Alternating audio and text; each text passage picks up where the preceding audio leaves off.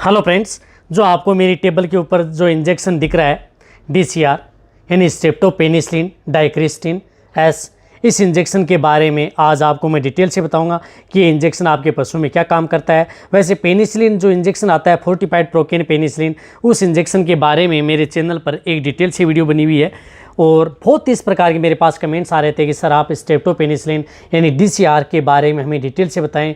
ये पशु में किन रोगों में काम करता है, छोटे पशु में इसकी कितनी डोज देनी चाहिए, बड़े पशु में कितनी डोज देनी चाहिए, किस रोग के अंदर सबसे ज़्यादा इसका बेनिफिट होता है और इसके क्या साइड इफ़ेक्ट हो सकते हैं पशु में, ये सेफ है या नहीं। यानी आज आपको इस DCR के बारे में डिटेल से बताया जाएगा। वीडियो लंबी भी होगी लेकिन वीडियो को आप स्किप करके मत देखना, वीडियो को पूरी देखना, क्योंकि किसी भी प्रकार के यदि आपके इंजेक्शन के बारे में यदि प्रॉपर नॉलेज लेना चाहते हो तो वीडियो को पूरी देखा करें, तभी आपको प्रॉपर नॉलेज मिल पाएगा। देखो ये क्या है कि एक नैरो स्पेक्ट्रम एंटीबायोटिक होती है जो स्ट्रेप्टोपेनिसिलिन है। ये जो क्या है कि आपके पशु में जिस प्रकार से यदि ग्राम पॉजिटिव जो बैक्टीरिया हैं उन पर काम करती है। ये एक ओल्ड जो एंटीबायोटिक है, जो ये आपको दिख रहा है कि एक सफ़ेद पाउडर के रूप में, ये सफ़ेद पाउडर के रूप में, किसले पाउडर के रूप में होती है। जो ये एंटीबायोटिक है ये बहुत ही अच्छी एंटीबायोटिक है जो पेनिसिलिन ग्रुप के अंदर होती है। देखो ये एंटीबायोटिक आपके पशु में किन किन रोगों में काम करती है। ज़्यादातर इस एंटीबायोटिक को किन रोगों के अंतर्गत उपयोग में लिया जाता है। यदि आपके पशु में यदि मेस्टाइटिस यदि थनैला रोग हो गया तो आप इस एंटीबायोटिक का प्रयोग किया जाता है। किसी भी पशु में यदि एक्यूट स्टेज में मेस्टाइटिस हो तभी इसका अच्छा रिजल्ट आपको मिलता है। क्रोनिक स्टेज में या लंबे समय तक फाइब्रोसिस या अदर जो स्टेज यदि आपके पशु में हो गई है मेस्टाइटिस की, तो उसमें आपको इतना अच्छा रिजल्ट मिलने वाला नहीं है जितना आपको शुरुआती स्टेज में आपके पशु में ये एंटीबायोटिक है ये अच्छा रिजल्ट आपके पशु में देती है। साथ ही साथ ये टिटनस और लोकजा, यानी यदि आपके पशु में टिटनस हो जाए, अब टिटनस के क्या सिम्टम्स हैं, लोकजा यदि आपके पशुओं का जबड़ा है वो बंद हो जाए, खुल नहीं रहा है, तो उस स्थिति में भी इस एंटीबायोटिक का प्रयोग किया जाता है। वैसे टिटनस के बारे में मेरे चैनल पर एक डिटेल सी वीडियो बनी हुई है, इसके क्या सिम्टम्स हैं, क्या कारण है, क्या इलाज करना चाहिए, कैसे वैक्सीनेशन करवाना चाहिए। यानी टिटनस के अंतर्गत और कोई एंटीबायोटिक काम नहीं करती है, सिर्फ और सिर्फ जो स्ट्रेप्टोपेनिसिलिन या फोर्टिफाइड प्रोकेन पेनिसिलिन ग्रुप की जो ये एंटीबायोटिक है, यही एंटीबायोटिक आपके पशु में टिटनस या लोकजा पशु में ही काम करती हैं। इसी तरह यदि आपके पशु में जैसे एंथ्रेक्स हो गया है, एंथ्रेक्स डिजीज़ यदि आपके पशु में हो जाती है, एंथ्रेक्स के बारे में यदि आपको वीडियो चाहिए तो मैं वीडियो ला करके दे दूंगा, लेकिन उस डिजीज़ के अंदर भी इस एंटीबायोटिक का बहुत प्रयोग किया जाता है। एक स्ट्रेंगल रोग होता है, घोड़ों का रोग, उसके अंदर भी इस एंटीबायोटिक होती है जो ये एंटीबायोटिक, इस एंटीबायोटिक का प्रयोग किया जाता है। और साथ ही साथ यदि आपके पशु में जिस प्रकार से एक्टिनोमाइकोसिस हो गया है, जिसके एक्टिनोमाइकोसिस डिजीज़ के अंतर्गत यदि आपके पशुओं की जीभ हार्ड हो गई है, चाहे गाय हो, भैंस हो, चाहे भेड़ हो, कठोर हो गई है, तो उसके अंदर भी इस एंटीबायोटिक का प्रयोग कराया जाता है। एक है यदि आपके पशु में जिस प्रकार से यदि खूनी दस्त हो रहे हैं, छोटे जैसे बछड़े हैं या आपके बकरियां हैं, उसमें यदि दस्त हो रहे हैं तो भी आप इस एंटीबायोटिक का प्रयोग किया जाता है। यानी दस्त के अंदर भी इस एंटीबायोटिक का अच्छा रिजल्ट है। साथ ही साथ यदि आपके पशु में किसी भी तरह का यदि घाव हो गया शरीर पर, पशु में कहीं पर भी घाव हो, चाहे किसी भी स्थिति में घाव हो, चाहे चोट लग करके घाव हुआ हो या पुराना घाव हो, या आपके पशु में किसी कारण यदि कीड़े पड़ गए हैं, किसी में मक्खी बैठने से उसकी वजह से यदि घाव हो गया है, तो उस घाव को बढ़ाने के लिए जो एंटीबायोटिक होती है वह ये स्ट्रेप्टोपेनिसिलिन यानी DCR का प्रयोग किया जाता है। उसमें भी आपको बहुत ही अच्छा रिजल्ट मिलता है यदि आपके पशु में इस तरह की यदि दिक्कत है तो, किसी भी तरह का यदि आपके पशु में घाव हो गया है तो। यदि आपके पशुओं को यदि बुखार हो गई है, खांसी हो रही है, जुखाम है, तो भी यदि आपके पशु में इस तरह का यदि तीनों प्रकार के यदि सिम्टम्स यदि आपके पशु में हैं तो भी आप जो ये एंटीबायोटिक आती है, इस एंटीबायोटिक का प्रयोग उन पशुओं में किया जाता है जिन पशुओं के अंतर्गत इस तरह की दिक्कत हो, यानी वायरल फीवर हो जाए या बैक्टीरियल इन्फेक्शन हो जाए तो भी इस एंटीबायोटिक का प्रयोग किया जाता है। देखो अब ये इस एंटीबायोटिक की जो डोज क्या होती है, कितनी डोज देनी चाहिए।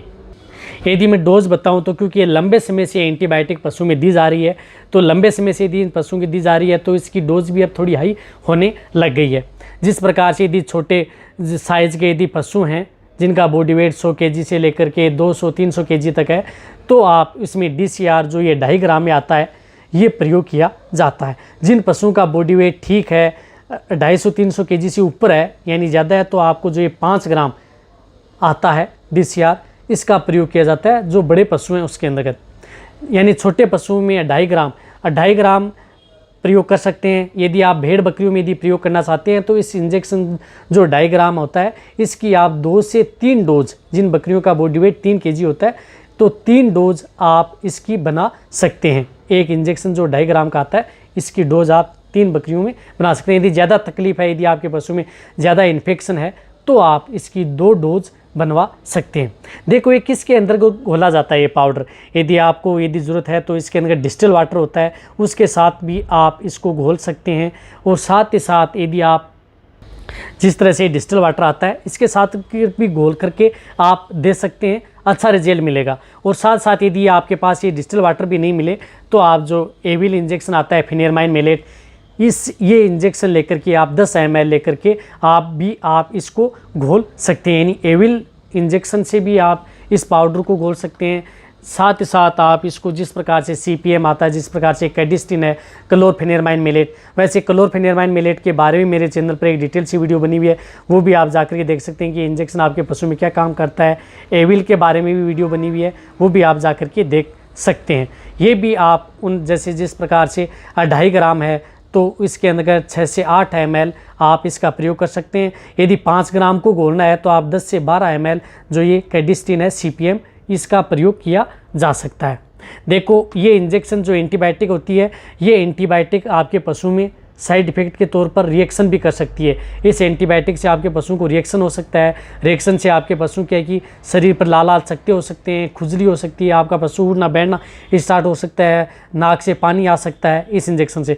तो आपको क्या करना है, जब भी यदि आपको स्ट्रेप्टोपेनिसिलिन, यदि आप पेनिसिलिन ग्रुप की कोई भी एंटीबायोटिक यदि इंजेक्शन प्रयोग कर रहे हैं तो उनके साथ आप जो ये कैडिस्टिन इंजेक्शन या एविल इंजेक्शन का प्रयोग उन पशुओं में ज़रूर करें। इस बात का आपको ज़रूर ध्यान रखना है। इसलिए मैं कहता हूं कि वीडियो कभी स्किप करके मैं देखा करें, आपको बहुत ही अच्छा नॉलेज आपको मिलता है। तो रिएक्शन भी आपके पशु में हो सकता है। रही बात ये आपके पशु में, ये जरूरी नहीं कि सभी पशु में यदि आप जो ये क्लोरफेनेरमाइन मेलेट एविल इंजेक्शन साथ में प्रयोग करेंगे तो नहीं होगा। और आपके पशु में यदि प्रेग्नेंट पशु हैं तो उनको दे सकते हैं, प्रेगनेंसी सेफ है। वैसे 21 किस्म में उपलब्ध होता है। जिस प्रकार से DCR ये 2.5 ग्राम है, 2.5 ग्राम के अंदर उपलब्ध होता है, जिसके 2.5 ग्राम की MRP अब लगभग 58 के लगभग आ चुकी है। और ये 5 ग्राम के अंतर्गत होता है जिसकी MRP 100 रुपये के लगभग आती है। यानी 2.5 ग्राम और 5 ग्राम के अंदर आपको ये जाइडस कंपनी का है, कहीं पर भी आपको ये मिल जाएगा।